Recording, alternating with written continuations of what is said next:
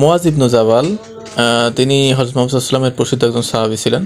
তো তিনি হযরত মুহাম্মদ সাল্লাল্লাহু আলাইহি ওয়াসাল্লামকে জিজ্ঞাসা করলেন যে, ইয়া রাসূলুল্লাহ, আমাকে একটি পথ বাতলে দেন যে কাজটি করলে আমি জান্নাত পাবো এবং জাহান্নাম থেকে দূরে থাকতে পারবো। তো সেই হাদিসটি এভাবে তুলে ধরেছেন যে মুয়াজ ইবনু জাবাল রাদিয়াল্লাহু তাআলা আনহু থেকে বর্ণিত, তিনি বলেন, আমি কোনো এক ভ্রমণে নবী সাল্লাল্লাহু আলাইহি ওয়াসাল্লামের সাথে ছিলাম।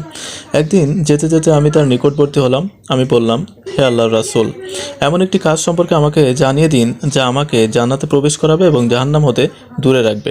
এটা কিন্তু খুবই গুরুত্বপূর্ণ একটি হাদিস। তো তিনি বললেন, তুমি তো আমাকে একটি গুরুত্বপূর্ণ বিষয় প্রশ্ন করেছো। তিনি বলতে হযরত মুহাম্মদ সাল্লাল্লাহু আলাইহি ওয়াসাল্লাম বললেন। তারপর তিনি বললেন, তবে কাজটি তার জন্য অতি সহজ যার জন্য আল্লাহ তাআলা তা সহজ করে দেন।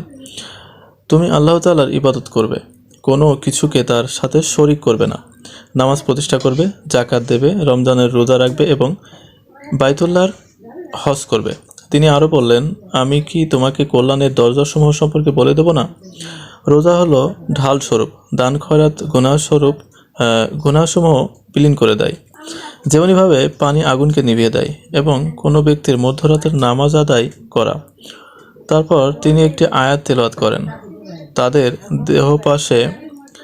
দেহপাশ বিছানা থেকে আলাদা হয়ে যায় এবং তারা তাদের প্রভুকে ডাকে আশায় ও ভয়ে, এবং তাদেরকে যে রিজিক দান করেছি তা থেকে তারা ব্যয় করে।